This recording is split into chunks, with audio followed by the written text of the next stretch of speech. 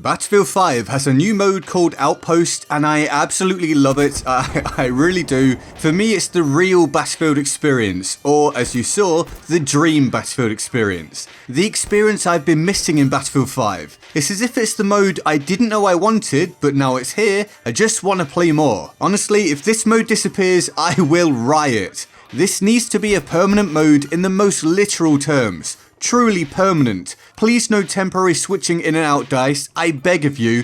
This is one of the best things you've done in Battlefield 5. But anyway, if I'm gonna calm myself a bit, what's it all about? Well, think of it as being kinda like Conquest but with more depth. More focus upon and incentives to play the objective, a clear flow to the battle, and generally a fast pace to the action. I say this as someone who doesn't like Conquest. Outpost is fantastic. You could take Conquest out of the game and just have Outpost instead, and I wouldn't even be slightly bothered. Although, as ever, and this is my catchphrase, it is my opinion, so you might disagree. But to explain the mode properly, basically, you have a few objectives dotted around the map. You need to go to them and build a radio tower. You can then upgrade that tower by continuing to fortify it. The more you upgrade it, the better it is, up to a certain point of being fully upgraded. There are 3 levels, I believe. Now these towers are better, as I put it, the more they're upgraded because they provide you with recruits, or essentially points. So if you have more towers or higher upgraded towers than the enemy, you gain points more quickly. The first to 100 points wins. Now how do you take down enemy towers? Well, that's fun too. It's not just a case of standing in an area, you can damage the towers with explosives, which makes artillery and V1 rockets especially potent. Plus you can plant a bomb on them, much like in Rush for example, defend it until it blows and the tower comes down, making it a neutral zone that you can now build a tower of your own on. I absolutely love this mechanic. It means you can't just hide in a corner to play the objective. You need to actively put yourself in a position to build or destroy something, and you're rewarded handsomely with points. And I really mean that. I've never scored points this quickly in any other mode that I can remember. My squad was picking up a V1 rocket in basically every game we played, and they didn't even last that long, and there was only myself and Dame and then 2 randoms. I was also personally finishing way up the board basically every time, just by focusing on the objective and supporting my team however they needed me to. So do play the objective, people. It's the absolute key to winning this mode, and you'll get so many points for it. And this whole design seems to currently be making people play a lot less passively. I noticed very little camping. This could just be the honeymoon period, I guess, but the addition of the towers to the basic objective has masses of people hitting these areas and trying to build their team's tower or take the enemy ones down. I never see teamwork on this level in any other modes, not even close. And this brings a really nice pacing to the action, as long as you're following the flow of course. Sometimes the team may ignore an objective zone, so there's little happening there, but you can be sure there's another objective you can go to where it's all cracking off. I should mention that you can't directly spawn on these towers. You have a set home spawn area, and you can spawn on teammates and spawn beacons. This reduces the random chaos that you often encounter on Conquest,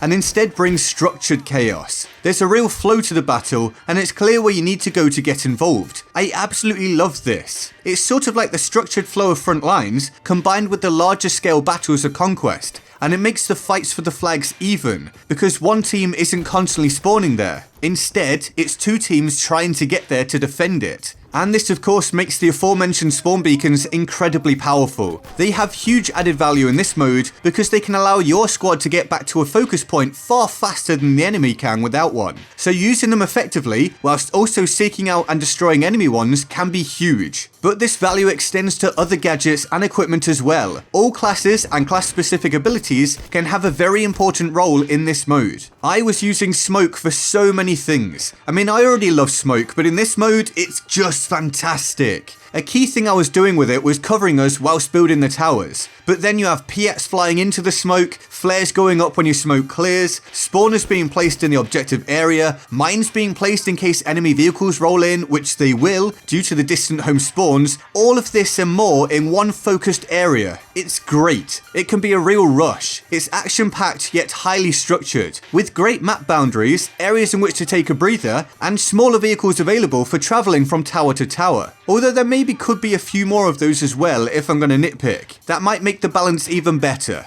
Now, as I'm mentioning vehicles, there are of course some annoyances such as planes repeatedly flying over objectives and tanks just pinging shots in from far away, but it honestly didn't bother me too much, and at this stage that's just Battlefield. There's not too much that can be done to alter that, and so far I find the balance to be good. Not too many large vehicles swaying the battle, and a nice mix of vehicle and infantry combat. Plus it keeps the explosive focus of the assault class relevant as they can counter the vehicles. It's honestly very well done. This is what can be created when DICE have time to really work on a mode and then put it out in a great state. So it's balanced, varied, chaotic if you push the objectives, and yet still provides ample opportunities to be useful between those key areas, with flares being extremely potent, defending more distant flags from the outer extremities, and all kinds of activities being worthwhile. I think one of the key positives is what I mentioned about it making people get more involved. In fact, we might need a little more defending taking place actually. Most people are very attack minded right now in this mode, so towers are going up and then coming down with little resistance at times. But overall, I'm just pleased that this mode is creating the urge to be mobile and cut down on that super passive play we tend to see in almost all other modes. I did play solo on this mode a little and it was still fun, but with friends it's where it's going to really excel I think. I was playing with Dame for most of my time on and it was awesome coordinating movements and pushes, taking note of incoming V1s and telling each other to bail out, just doing really squad orientated stuff that doesn't feel as incentivized or focused upon in other modes by most players. So I can only imagine doing it with a full squad, just heaps of fun. I mean, if you couldn't already tell, this has brought some real excitement back to the game for me. As someone who goes very hot and cold on it normally, this is a massive addition and I think DICE have done a really great job.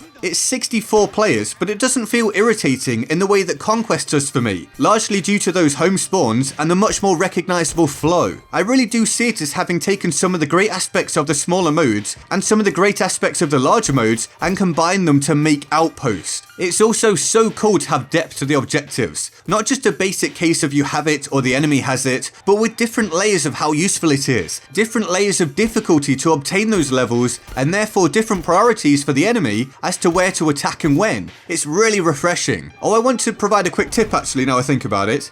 Please, when upgrading a tower, step back between levels. It gets bigger and will remain red and thus not available for fortification if you stand within the boundaries of where the tower is trying to, extend to. So just step back. It's frustrating. If one person is too far forwards, nobody can build the tower. So please make sure you do that. Thank you. Anyway, onwards. Outpost mode is currently only available on 2 maps, Mercury and Arras. Hopefully if this all goes well, that will be expanded upon, because I really feel like it deserves it at the minute. But as far as those 2 maps go, I've seen others say Mercury is better. I actually prefer Arras, but that's by the by. The point is that they both play differently, and that's really cool. The same mode, but with distinctly different feels, requirements, and ways in which to approach the situations. It does also help that Arras is my favourite map, and that I think Mercury was a great addition to the game, but still, despite my biases, I think DICE chose 2 excellent maps for this mode and really did a great job with the execution. I'm hoping there are others like me out there who were super sad about front lines being removed, and this is a great pickup for you. I really hope that. I mean, maybe some of you wish domination hadn't gone, and maybe this will be your cool new experience. Whatever the case may be, I urge you all to give Outpost a chance if you haven't already. It's excellent if you ask me, and everything I've mentioned is why Outpost is the dream Battlefield experience. But of course I ask, what do you think? Do you like it? Are you excited for it? What's your favourite mode in BF5? Let me know in the comments below. I hope you enjoyed this video. If you did, the best thing to do is turn on notifications, as YouTube really doesn't keep people up to date with subscriptions anymore. But of course I'd really appreciate if you like the video, subscribe to the channel and join my Discord server in the description and my pinned comment. Here's the board of awesome for the epic people who support the channel on Patreon. Big shout out to the latest patron, Stuka JI86 I believe it was. You're awesome dude, thank you so very much. And I love all of these people very deeply and of course often. If you want to join them on the board of awesome, the link to the Patreon page is in the description and my pinned comment. And with all that said, I'm GetGoodGuy and I'll see you